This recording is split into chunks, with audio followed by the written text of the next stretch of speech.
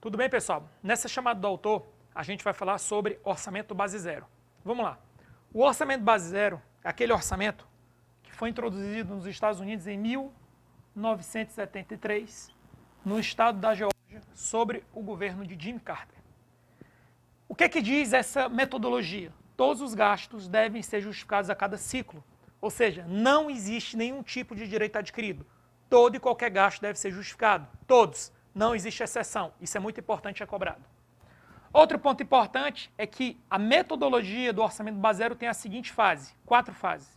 Primeiro você identifica as unidades de decisão, aí eu quero fazer uma divisão. Você pode estar usando o orçamento de desempenho, ou você pode estar usando o orçamento programa. Se você estiver usando o orçamento de desempenho, a sua unidade de decisão vai ser, por exemplo, a unidade administrativa. Se você estiver usando o orçamento programa, a sua unidade de decisão vai ser a ação. Depois você vai analisar cada unidade de decisão dentro de um pacote de decisão. Se você estiver usando, certo?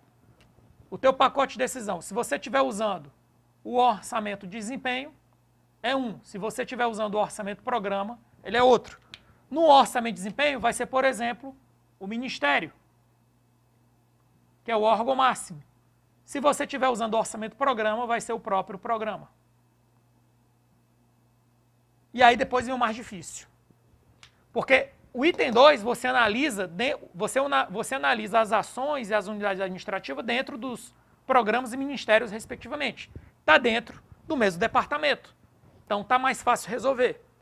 Só que o item 3 aí vem um problema. Avaliar, eu tenho que avaliar os pacotes de decisão e classificar os pacotes de decisão. Eu vou ranquear. E aí eu digo que o PART, que é o Program Assets Rating Tool, que é a última metodologia que consta no nosso livro, ele tem muita cara do orçamento base zero, porque ele é uma forma de avaliar e classificar. E aí depois você prepara os orçamentos com base no pacote de decisão. Eu digo que aqui é onde tem o estresse. Porque até aqui, que é você avaliar programas, é tudo muito, digamos assim, é trabalhoso, mas não gera nenhum conflito entre o corpo político e o corpo técnico. Mas quando você chega aqui, com base no resultado técnico, e você usa isso para definir alocação de recursos, isso dá problema. Vou dar um exemplo. Você está aqui em 2021. Em 2021, você consegue avaliar o ano de 2020. E aí, é como se você fosse fazer o seguinte, para 2022, que você vai elabora a LOA 2022, no orçamento base zero e no PART, necessariamente, você vai considerar a avaliação de 2020 quando você for elaborar a LOA 2022. Qual é o problema? Primeiro, isso aumenta a burocracia, mas não quer dizer que a burocracia é ruim. Aumenta a burocracia porque vai demorar mais, é mais trabalhoso.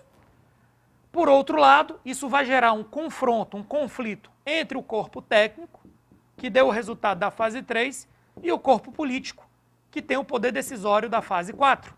E isso vai ocorrer, por exemplo, em 2021, o resultado de 2020, você traz em 2021 para a LOA de 2022. Isso aqui parece simples, trivial, mas é difícil você encontrar algum ente que necessariamente considere os resultados mesmo, apesar de tudo e contra todos, porque existe um poder político que pode não concordar e aceitar aquele resultado técnico. Ou seja, você vai ter um conflito da técnica com a necessidade política. Por isso que se diz que o orçamento é um processo misto.